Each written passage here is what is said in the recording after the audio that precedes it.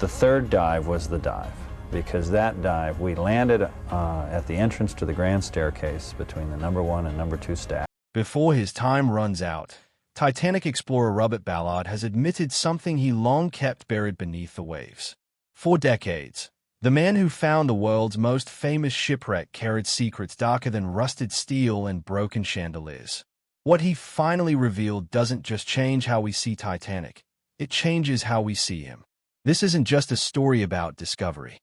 It's about confession, legacy, and the ghosts of the deep. Ballard's ultimate prize, the Titanic. Long before he was the man synonymous with Titanic, Robert Ballard was simply a kid who couldn't stop staring at the ocean. Born in 1942 in Wichita, Kansas, a landlocked place about as far from the sea as you can get, Ballard's fascination with water came almost paradoxically.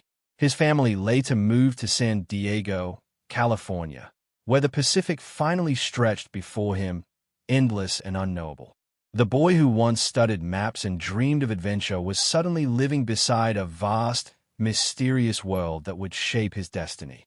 Unlike many explorers who stumble into history, Ballard was deliberate. He pursued it.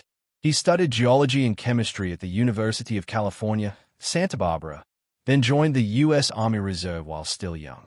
Later, he completed a master's degree in geophysics and then pushed further, earning a doctorate in marine geology and geophysics at the University of Rhode Island. It wasn't just academic curiosity that drove him. Ballard wanted to unlock the hidden chapters of the Earth, to prove that oceans weren't just bodies of water. They were vast, undiscovered libraries of human history and planetary secrets. But here's where Ballard stood apart from other oceanographers. He wasn't content with a microscope and lab bench. He wanted machines, cameras, technology. He wanted to see what no one else had ever seen. In the 70s, while others were content to publish papers, Ballard was tinkering with robotic submersibles, dreaming up devices that could dive to crushing depths where no human diver could survive. He became part scientist, part engineer, and part showman because Ballard knew discovery meant nothing if you couldn't bring the world along for the ride. That mix of ambition and showmanship would later make him both a celebrated hero and a controversial figure. Colleagues sometimes called him arrogant. Admirers called him brilliant. The truth? He was both. You don't find the Titanic by being modest. By the early 80s, Ballard had already built a reputation in the marine science world.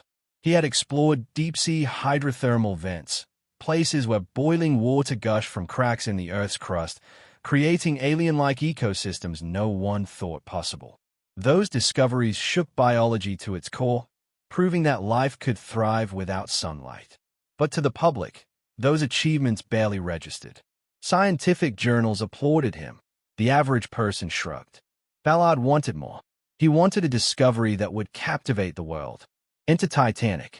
The ship had been lying in darkness since April 15, 1912, when it struck an iceberg and plunged into the Atlantic with more than 1,500 souls. For decades, people speculated about its exact location.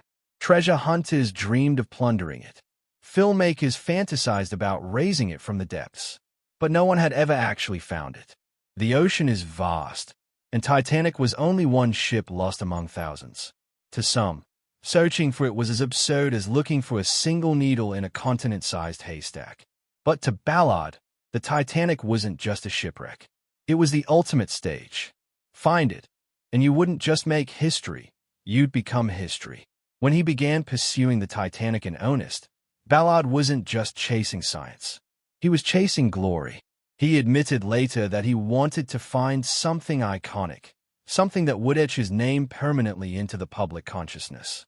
And when you look at how his career unfolded afterward, TV documentaries, books, lectures, even children's programs, you realize that Titanic wasn't just a mission. It was branding. This is what makes Robert Ballard such a fascinating figure. He wasn't only a scientist in a lab coat or faceless Navy contractor. He was a performer. He could stand before a camera and speak with the cadence of a preacher, selling the deep sea not just as data, but as destiny.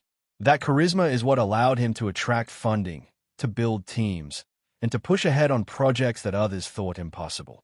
Without it, he might never have gotten close to Titanic. So when Ballard finally set his eyes on the infamous wreck in 1985, he wasn't just a man who stumbled across history. He was a man who had carefully positioned himself, who had spent years sharpening his tools, his team, and his image. He was ready for the moment, and he knew exactly how to use it. But here's the twist. What the public didn't know, what Ballard wouldn't reveal for decades, is that the Titanic mission wasn't exactly what it seemed. It wasn't only about discovery. It wasn't only about history. It was about secrets, military secrets, government secrets, that would only come to light much later. And those secrets change how we view the man who made Titanic his wreck. Here's the part of the story nobody expected and the Navy never wanted you to know. The discovery of the Titanic and the secret mission behind it. On September 1st, 1985, the world changed forever, or at least, that's how the story was told. Robert Ballard and his Franco-American team announced they had found the wreck of the RMS Titanic, resting more than 2 miles beneath the North Atlantic. The headline screamed of triumph. The greatest ship ever built had been rediscovered after more than 70 years in darkness. The world hailed Ballard as the man who had done the impossible. What the public didn't know, however, was that this discovery had a shadowy backstory. Ballard didn't simply set out to find Titanic. He was, in fact, working under the cloak of the U.S. Navy. Before Titanic ever came into the picture, the Navy had tasked him with a highly classified mission to locate and survey 2 nuclear submarines that had sunk during the Cold War, USS Thresher and USS Scorpion. The military wanted to know whether the wrecks were leaking nuclear material or whether the Soviets had tampered with them. Ballard's state-of-the-art submersibles and remote-operated vehicles, ROVs, were the perfect tools for the job. The Navy, however, couldn't exactly announce to the world that it was scouring the ocean floor for nuclear secrets. So Ballard pitched them an idea. Let him tack on a search for Titanic after he completed the submissions. If he found it, the media would focus on that, not on the Navy's covert operations. The Navy agreed. The Titanic, in essence, was the perfect cover story. And so, when the cameras rolled and the headlines spread, the public saw only the dazzling discovery. They didn't see the military diversions, the submarine surveys, the classified reports.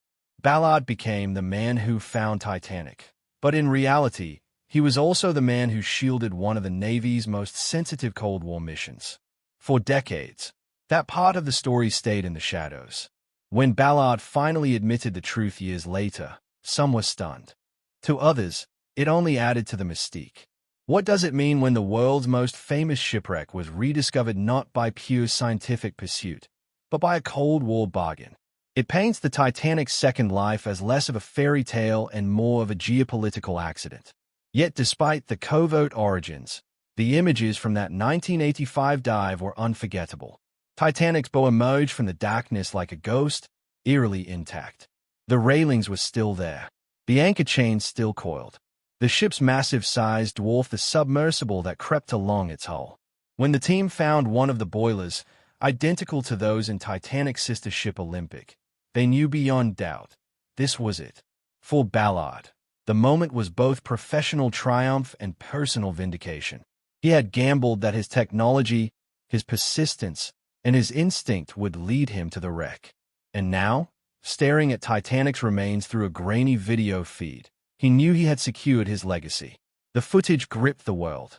News outlets broadcast the eerie images, showing the ship that had been frozen in memory since 1912. School children watched in awe. Survivors wept. Ordinary people, who had never cared about oceanography, suddenly became obsessed with a rusty wreck 2 miles under the sea. Ballard became not just a scientist but a celebrity, the face of a discovery that transcended disciplines and borders. Yet here's the irony. Even in his moment of triumph, Ballard was already aware of the secrets beneath it. He knew Titanic was not just a scientific discovery, it was also a smokescreen. And perhaps that explains why, in later years, he spoke of it with a mix of pride and ambivalence. Pride, because he had found what others could not. Ambivalence, because he knew the mission had never been quite as pure as the public believed. This duality is what makes Ballard's Titanic story so compelling. On the surface, It's the greatest discovery in modern maritime history. But peel back the layers, and it becomes a tale of Cold War intrigue, secrecy, and compromise. The Titanic wasn't just a lost ship. It was the perfect diversion for a navy desperate to hide what it was really doing in the Atlantic. And in the years that followed, as Ballard's fame grew and Titanic fever swept the world, he carried that secret with him. The man the public saw was the explorer who gave Titanic back to history. The man behind the scenes was something more complicated, a scientist, a strategist, and perhaps even an unwitting pawn in a game much bigger than himself. The world reacts. Titanic fever returns. When Robert Ballard's team confirmed the wreck of Titanic in 1985, the news didn't just make headlines, it ignited a cultural explosion. Suddenly, the ship that had been entombed in silence for more than 70 years was everywhere again. The haunting images of Titanic's bow rising from the abyss became instant icons, etched into the collective imagination like ghostly relics from another era. For survivors of the disaster, only a handful were still alive. The news was bittersweet. Some expressed gratitude that the ship had finally been located. Others were horrified, believing the Titanic's resting place should have remained untouched, a sacred graveyard for the 1,500 souls who perished that cold April night.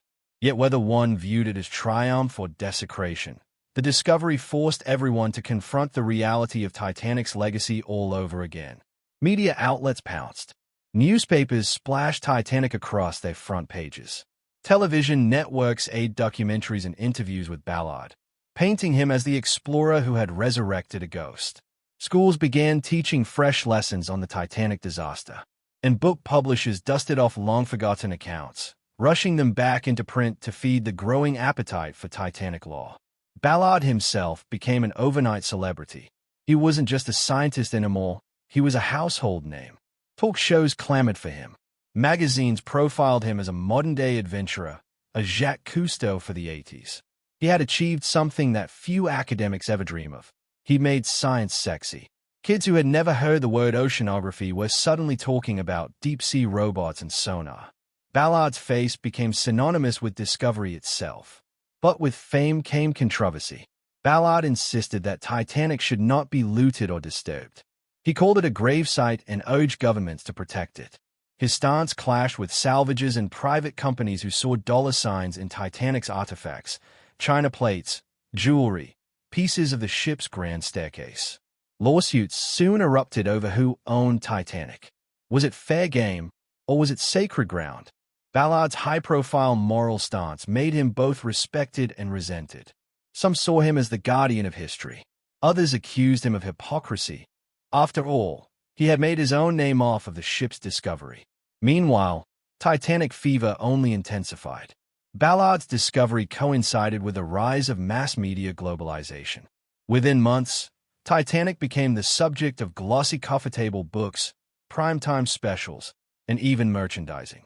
Children begged their parents for Titanic models. Historians and amateur enthusiasts flooded conferences to share theories about the iceberg collision, the lifeboat shortages, the supposed heroics and failures of the crew.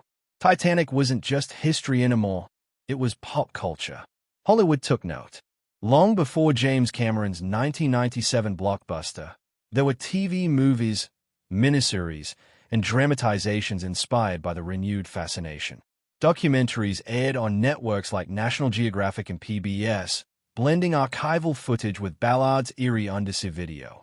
The Titanic had become more than a shipwreck. It was now a stage on which questions of class, hubris, tragedy, and fate could be endlessly replayed. Ballard himself leaned into this cultural moment.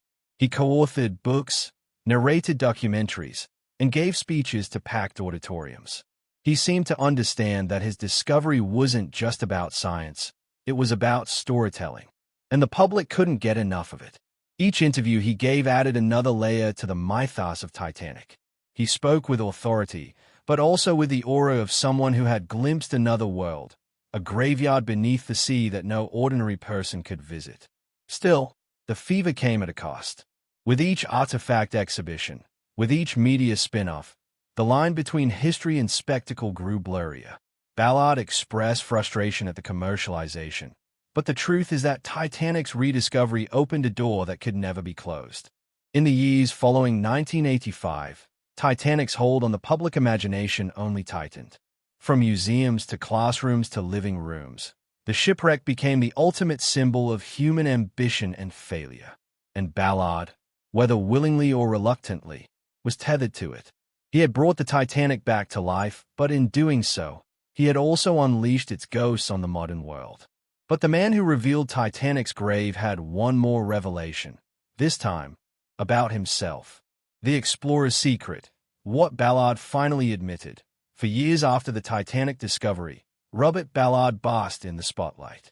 He was the explorer who had brought the lost liner back from oblivion, the man who had shown the world haunting images of chandeliers, portholes, and rustic lays in the black Atlantic depths. His fame was cemented, but as the years passed, Ballard began peeling back the layers of the story he had told in 1985, and what emerged shocked even longtime admirers. The truth was this: the Titanic expedition wasn't the whole mission. It was the cover story. In interviews decades later, Ballard admitted that his search for the Titanic had been possible only because of a secret deal with the U.S. Navy. Before the Titanic ever entered the picture, the Navy had tapped him to locate two nuclear submarines that had mysteriously sunk during the Cold War: USS Thresher, lost in 1963, and USS Scorpion, lost in 1968. These were not just wrecks. They were classified military sites carrying nuclear reactors and potentially sensitive weapons technology. The Navy wanted answers. Were the submarines leaking radiation? Could the Soviets have tampered with them? The public couldn't know, but the government desperately needed to. Ballard's deep-sea technology, particularly his remotely operated vehicles, ROVs, was perfect for the job. But a Navy search for sunken nuclear submarines in the middle of the Atlantic would have raised eyebrows. That's where Titanic came in. If Ballard succeeded, the world's attention would be squarely on the glamorous rediscovery of history's most famous shipwreck, not on the Navy's Cold War secrets. And that's exactly how it played out. Ballard completed the classified surveys of the submarines, and with the remaining time and resources, he located the Titanic. The Navy got the data it needed. Ballard got his glory, and the world was none the wiser. When Ballard finally admitted this, reactions were mixed. Some called it brilliant, a win-win scenario that allowed both history and national security to benefit. Others felt betrayed. They had believed Titanic's rediscovery was a pure act of science and determination, not a byproduct of Cold War maneuvering. But Ballard's admissions didn't stop there. He also revealed details about what he found at the wreck site that he hadn't initially shared with the public. While the haunting images of the ship's boat captivated the world, Ballard privately wrestled with what he considered gruesome realities. He avoided filming or releasing footage of certain areas where personal belongings, shoes, and even human remains suggested the raw human cost of the disaster. To Ballard, Titanic wasn't just a shipwreck, it was a mass grave.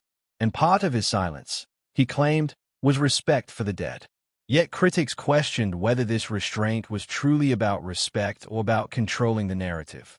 After all, Ballard was no stranger to publicity. He knew what kinds of images would shock and sell.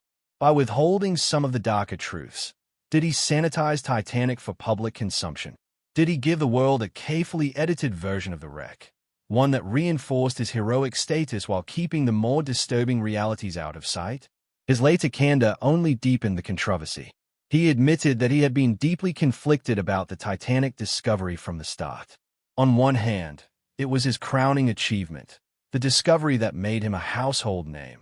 On the other, he saw how quickly the site became commercialized, how salvagers turned it into a marketplace of relics, and how Hollywood eventually romanticized it into blockbuster melodrama.